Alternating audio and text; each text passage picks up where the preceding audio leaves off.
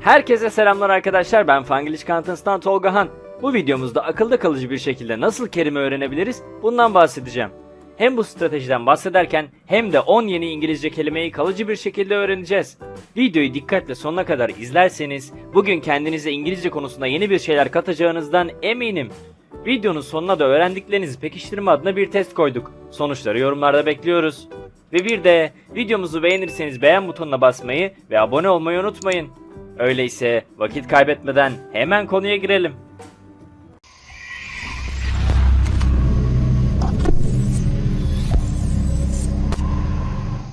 Bir dili öğrenmenin en önemli etkenlerinden birisi o dilin kelimelerine hakim olmaktır. Bildiğimiz üzere yeni bir dili öğrenirken yalnızca gramer konularını öğrenmek yeterli değildir. Gramer bilgimiz ne kadar çok olursa olsun, kelime bilgimiz yetersizse öğrendiğimiz bilgileri kullanmakta zorlanırız.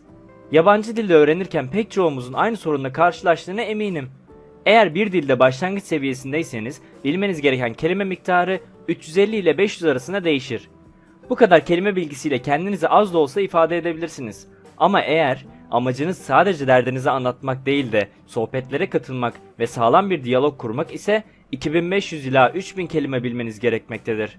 Ama bununla da yetinmeyip advanced seviyesinde yani ileri bir düzeyde İngilizceye sahip olmak istiyorsanız 8 ila 10.000 civarında kelimeyi bilmeniz gerekiyor. Peki bu kadar kelimeyi aklımızda nasıl tutabiliriz? Aklımızda bir bağlantı kurduğumuzda bu kelimeler bizim için oldukça kalıcı olacaktır.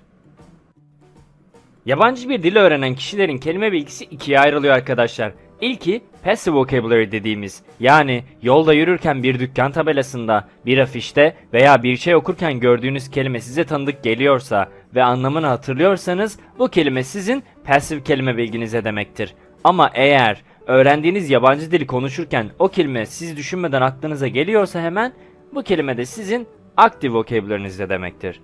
Şimdi kelimeleri aktif kelime bilgimize nasıl yerleştirebiliriz bunu göstereceğim.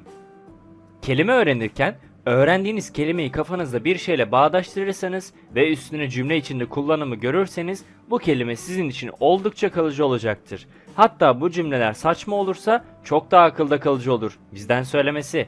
Öyleyse hemen başlayalım. Dikkatinizi verirseniz öğreneceğiniz kelime sizin için oldukça kalıcı olacaktır. Hemen 10 kelimeyle başlayalım. İlk kelimemiz kül kelimesinin İngilizce karşılığı olan cinder arkadaşlar. Hepimiz Cinderella'yı biliyoruzdur. Biliyoruz değil mi? Evet. Kül kedisi Cinderella. Hemen bir cümle kurup aklımıza kazıyoruz cinder kelimesini. Hatta İngilizce olmasına bile gerek yok. Kül kedisi Cinderella külleri temizledi. Kül kedisi Cinderella külleri temizledi. Cinderella kül. İkinci kelimemiz olan abundance kelimesindeyiz. Türkçe karşılığı bolluk bereket anlamına gelir. Kelimeyi bu şekilde ayırarak aklımızda kalmasını sağlayabiliriz. Bundan daha bol ne bereketli olacaktı? Bundan, abundant, bol bereket. Üçüncü sırada ise yakmak anlamına gelen burn kelimesi var. İçecek burn'dan aklımızda kalabilir. Şişenin üstündeki ateş aklımızda kalmasına bir hayli yardımcı olacaktır. Burn, yakmak. Geldik dördüncü kelimemiz olan cereal'a. Anlamı mısır gevreği olan cereal kelimesini bu şekilde aklımızda tutabiliriz. Babam realden mısır gevreği aldı. Cereal, mısır gevreği. Bu video reklam videosu gibi oldu arkadaşlar ama kanalımızı reklam alamayacak kadar küçük bildiğiniz üzere. Evet, tekrar edelim. Cereal, mısır gevreği. Babam realden mısır gevreği aldı. Beşinci kelimemiz olan initial kelimesiyleyiz. İlk baştaki anlamına geliyor initial. Akılda tutmak için ihtiyacımız olan tek şey küçük bir dua arkadaşlar. Hiç canınızı sıkmayın. İnşallah ilk baştakini kazanırsın. Initial, inşallah, initial, ilk baştaki. Gayet kalıcı bence. Altıncı kelimemiz raid. Bu kelime hepimize bir yerden tanıdık geliyordur tabii ki. Anlamı baskın olan raid, sineklere baskın yapıyor. Sineklere baskın yapmak, raid, sinek ilacı oradan gelsin, baskın. Reklam yok ha, yanlış anlamayın. FBI, open up! Yedinci kelimemiz validation. Validate yani onaylamak fiilinin isim hali validation. Vali kararı onayladı. Validation, onaylama. Vali, validation. Sekizinci kelimemiz blend. Hepimizin evinde vardır blender. Bu ismin nereden geldiğini biliyor musunuz? Karışım anlamına gelir blend kelimesi. Blender tam da bu işe yarar değil mi? Blender'ı karışım yapmak için kullanırız. Blend, karışım. 9. kelimemiz harbor. Harbor kelimesinin Türkçe karşılığı limandır. Pearl Harbor limanından aklımızda tutabiliriz. Japonya 2. Dünya Savaşı'nda Pearl Harbor limanına saldırdı. Harbor, liman. Son olarak bir fiille bitirelim. Participate'in Türkçe karşılığı katılmaktır. Aklımızı şu şekilde tutabiliriz. Dün akşam partiye katıldım. Parti, partiye katılmak. Participate, katılmak. Evet arkadaşlar, şimdi çok hızlı bir şekilde gözden geçirelim ve ardından bu kelimelerin kaçını öğrendik bunu test edelim. Her kelime için 5'er saniyemiz olacak. En sonunda kaçını bilebildiğinizi bize yorumlarda belirtmeyi unutmayın. Hazırsanız başlıyoruz.